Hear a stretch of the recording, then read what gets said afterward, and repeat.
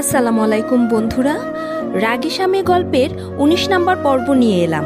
ঠিক আছে, চলুন গল্পটা শুনি। মিহি এই কেয়ার করা বিষয়গুলো নিহানের বেশ ভালো লাগে। মেয়েটা কি সুন্দর করে সব কিছু সামলে রেখেছে। একদিন বাড়ির বউয়ের মতো নিহান বলে, সরি মিহি, আসলে সামনে নির্বাচন, তাই অনেক কাজ রয়েছে। সেই সব বিষয়ে মিটিং ছিল, আর যেহেতু শহরের মন্ত্রী, তাই বিভিন্ন বিষয়ে খেয়াল রাখতে হয়। তবে বেশ ভালো লাগছে মিহি, আপনাকে এরকম বউ বউ হিসেবে কত সুন্দর করে জিজ্ঞেস করছেন তা দেখে। এখন মনে হচ্ছে সামনে দাঁড়িয়ে আছে নিহান নেহাল শিকদারের বউ। নিহানের কথা শুনে মিহি একটু মুখে ভেঙচি কেটে, কত শখ নিজের বউ হিসেবে মিহিকে ভাবা। তার আব্বু যদি জানতে পারে এই সব বিষয়ে, তাহলে কি যে করবে তার, সেটা ভেবে মিহির ভয়ে গলা শুকিয়ে যায়।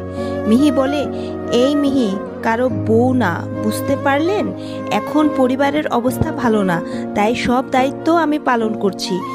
আর আগে নিজের শরীর সুস্থ রাখেন, পরে পুরো শহরের খেয়াল রাখবেন। আমি খাবার নিয়ে আসছি, ফ্রেশ হয়ে আসুন।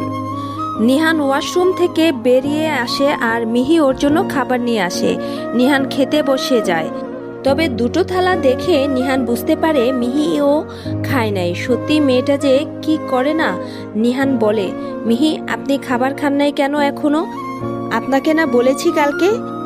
মিহি, কখনো আমার জন্য না খেয়ে অপেক্ষা করবেন না? খাবার খাওয়ার কথাটা নিহান বেশ ধমকে সুরে বলল। মিহি একটু বাচ্চাদের মতো ভয় পেয়ে নিহানের দিকে দেখে। কালকে নিহানের একটা মিটিং ছিল, যার জন্য তার বাড়িতে ফিরতে রাত হয়ে যায়। তখন দেখে মিহি ওর জন্য না খেয়ে অপেক্ষা করছে। অনেক রাত অবধি না খেয়ে থাকার কারণে নিহান রাগ করে ওকে বলে যাতে আর কখনো ওর জন্য অপেক্ষা না করে বা না খেয়ে থাকে, কিন্তু মিহি সেটা শুনে নাই। মিহি বলে, আসলে ওই আমার খিদে পায় নাই, তাই খাই নাই। তাছাড়া বাড়ির সবাই তো তাদের জামাইদের না খাইয়ে খায় না, তাহলে আমি কি করে খাবো?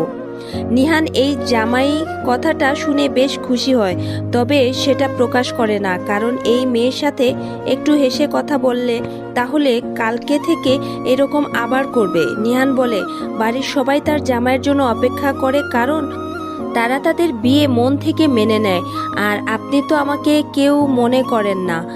নির্বাচনের পর ছেড়ে চলে যাবেন, শুধু শুধু একটা অপরিচিত মানুষের প্রতি মায়া বাড়িয়ে লাভ কি বলুন মিহি? মিহি এখন নিহানের কথা বুঝতে পারছে। নিহান ইচ্ছে করে তাকে যাতে মিহির মনের নিহানের উপর কি ফিলিংস রয়েছে সেটা বুঝতে পারে, কিন্তু মিহি কি কম শয়তান? মিহি বলে, সত্যি আমি নির্বাচনের পর চলে যাব, তবে টেনশন করবেন না, আমি যাওয়ার আগে আপনাকে একটি বিয়ে করিয়ে দিয়ে যাব। সুন্দর একটা বউ থাকবে আপনার, সে সব সময় আপনার জন্য খাবার নিয়ে অপেক্ষা করবে, তখন আপনি আমার কথা মনে করবেন না। চুপচাপ খাবার খান। মিহি, খাবারের সময় অতিরিক্ত কথা বলা আমার পছন্দ না। মিহি কোনো কথা না বলে খাবার খেতে থাকে। নিহান বুঝতে পারে ধমক দেওয়ার কারণে হয়তো মিহি রাগ করেছে। ওরা দুইজনেই খাবার শেষ করে মিহি রেস্ট নেয়ার জন্য যখন সোফায় ঘুমাতে যাবে, তখন নিহান বলে, মিহি আপনি সোফায় কেন ঘুমাতে যাচ্ছেন? আমরা তো এখন একসাথে বেডে ঘুমাতে পারি, কালকে তো একসাথে থেকেছি, সমস্যা কি? এখানে আসুন, ঘুমিয়ে পড়ুন। নিহানের কোনো কথা না শুনে মিহি সোফায় শুয়ে পড়ে। নিহান একটু মিহির দিকে তাকিয়ে মনে মনে বলে, এই মেয়েটা এমন কেন? নিজেই উল্টাপাল্টা কথা বলবে আর নিহানের রাগ তুলে দিবে, পরে নিজেই বকা খেয়ে মুখ ফুলিয়ে রাখবে। নিহান উঠে গিয়ে মিহির সোফার কাছে দাঁড়িয়ে এরপর মিহিকে কোলে তুলে নিয়ে আসে। হঠাৎ করে নিহান এইরকম করায় মিহি ভয় পেয়ে যায়। নিহান ওকে তুলে নিয়ে এসে বিছানায় শুয়ে দেয়, কিন্তু মিহির উপর থেকে সরে না। মিহির বেশ কাছে রয়েছে নিহান, যেটা মিহি অনুভব করতে পারছে। নিহান মিহির উড়ন্ত চুল কানের পেছনে গুজে দিয়ে বলে, কি হয়েছে আপনার মিহি? একটু বকা দিলে মুখটা এরকম করে রাখতে হয় কি? তখন বিয়ে কথাটা না তুললে বকা দিতাম না। আচ্ছা বাদ দেন, এখন ঘুমিয়ে পড়ুন, আর রাগ করে থাকতে হবে না, সরি। মিহি কোনো কথা বলতে যাবে এর আগে ওর হাত থেকে ফোনটা বেজে ওঠে। মিহি দেখে তার আম্মু কল করেছে। মিহি সাথে সাথে নিহানের মুখ চেপে ধরে আর ফোন রিসিভ করে বলে, হ্যালো আম্মু, কি হয়েছে বলো, তুমি এখন কেন ফোন করলে? আরে মিহি, তোর কি অবস্থা? আচ্ছা শোন না, তুই কবে বাড়ি আসবি? তোর বাবা তোকে আসতে বলেছে। নিহান মিহির মুখের দিকে দেখে। নিহান মনে করে মিহি হয়তো চলে যেতে চাইবে, কিন্তু মিহি সেটা করে না। মিহি বলে, আম্মু তোমাকে আগে বলেছি এখন বাড়ি আসা সম্ভব নয়, আমার পরীক্ষা শেষ, কিন্তু ক্লাস রয়েছে গুরুত্বপূর্ণ, তাই বাড়ি ফিরতে আরও অনেক দিন লাগবে। মিহি, তুমি আর তোমার আব্বু তো কথা বলেই শেষ, এখন আমি কি করব? আচ্ছা ঠিক আছে, তুমি কয়েকদিন পর বাড়িতে এসো, কিন্তু কালকে তোমার একটা ছেলের সাথে দেখা করতে হবে। ওর সাথে কথা বলে ভালো লাগলে তার সাথে তোমার আব্বু তোমার বিয়ে ঠিক করবে। বিয়ের কথাটা শুনে মিহি এখন নিহানের দিকে তাকায়। নিহান রাগের দৃষ্টিতে মিহির দিকে তাকিয়ে দেখে। মিহির হাতটা নিজের উপর থেকে সরিয়ে দেয়, কোনো শব্দ না করে পাশে গিয়ে শুয়ে পড়ে।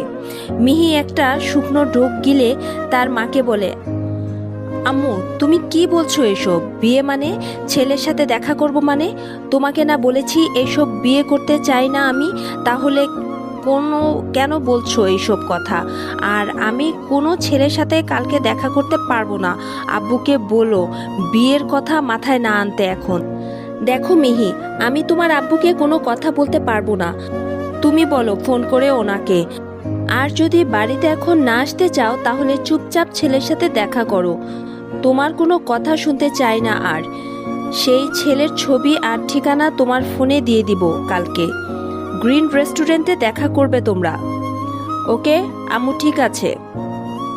মিহি ঠিক আছে কথাটা বলে ফোন রেখে দেয়। নিহান এখন ওপাশে শুয়ে রয়েছে।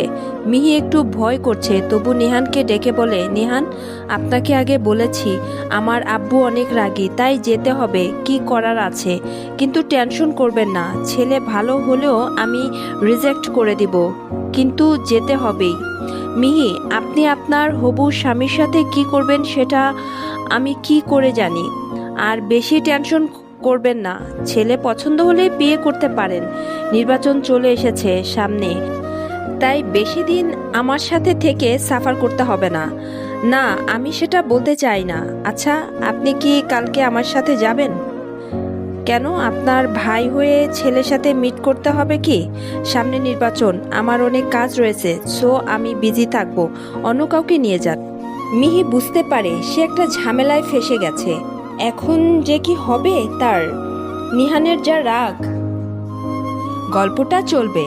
বন্ধুরা কেমন লাগছে রাগী স্বামী গল্পটা? আমাদের এই চ্যানেলটি এখনো যারা সাবস্ক্রাইব করেননি ওরা অবশ্যই সাবস্ক্রাইব করে দিবেন। কেমন? ভালো থাকেন।